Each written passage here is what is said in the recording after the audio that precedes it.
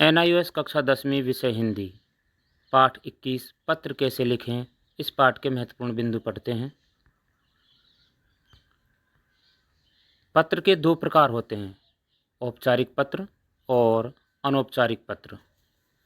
अनौपचारिक पत्र मित्र, परिवार के सदस्यों तथा किसी परिचित को लिखे जाते हैं। अनौपचारिक पत्र को व्यक्तिगत पत्र भी कहते हैं। ये पत्र बड़ों को, बराबर वालों को और छोटों को लिखे जाते हैं। औपचारिक पत्र बड़ों को, बराबर वालों को और छोटों को। बड़ों में पिताजी, माताजी, बड़े भाई, बड़ी बहन, दादाजी, दादी जी, चाचा जी, मामा जी आदि आते हैं। बराबर वालों में मित्र, सहपाठी और परिचित आते हैं। छोटों को में संबंधित और परिचित, संबंधी और परिचित भी आते हैं।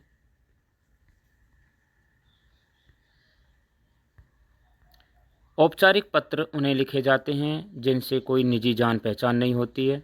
दुकानदारों, प्रकाशकों तथा कंपनियों को लिखे जाने वाले पत्र व्यावसायिक पत्र कहलाते हैं।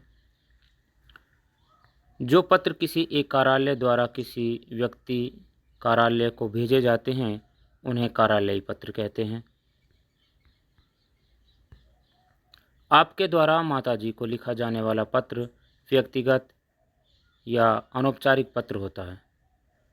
आप जानते हैं कि अनौपचारिक पत्र को व्यक्तिगत पत्र भी कहते हैं। पत्र के अंग। पत्र के 4 अंग होते हैं। 1. पता तथा तिथि लिखना, जैसे प्रारंभ। 2. संबोधन तथा अभिवादन। 3. पत्र की विषय वस्तु। 4. समापन। पत्रों में ऊपर दाएं कोने में पता लिखा जाता है तथा इसके नीचे तारीख लिखी जाती है। यदि उसी शहर में पत्र भेजा जा रहा है तब केवल तारीख ही लिखना काफ़ी होता है। बहुत हुआ तो तारीख के ऊपर स्थानीय लिख देते हैं। संबोधन पत्र लिखने और पाने वाले के संबंध पर निर्भर करता है। संबोधन के तुरंत बाद अभिवादन लिखना होता है।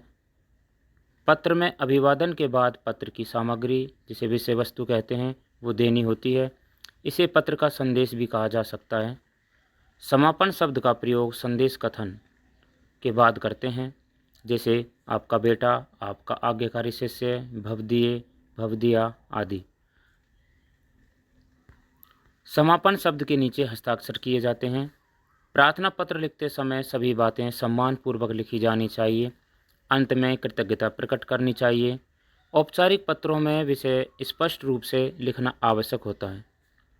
अनौपचारिक पत्र अपनों को प्रेम भरे भावों से स्वाभाविक बातचीत की शैली में लिखे जाते हैं। संबोधन और अभिवादन में शिष्टाचार का पालन करना आवश्यक होता है। पत्र निम्नलिखित प्रकार के होते हैं, या पहले भी पढ़ चुके हैं। औपचारिक पत्र और अनौपचारिक पत्र। औपचारिक पत्र में व्यावसायिक पत्र, कार्यालय पत्र, आवेदन या प्रार्थना पत्र आते हैं। औपचारिक पत्र में, जिसे व्यक्तिगत पत्र भी कहते हैं, इसमें बधाई पत्र, धन्यवाद पत्र, शुभकामना पत्र, निमंत्रण पत्र आदि आते हैं। आवेदन पत्र भी एक प्रकार के औपचारिक पत्र होते हैं। ई पत्र या ईमेल, कंप्यूटर के माध्यम से होने वाले पत्र व्यवहार को कहा जाता है। फैक्स एक प्रकार का दूर मुद्रण है। SMS का अर्थ है लघु संदेश सेवा, शॉर्ट मैसेज सर्विस। ये थे इस पाठ के महत्वपूर्ण बिंदु। धन्यवाद।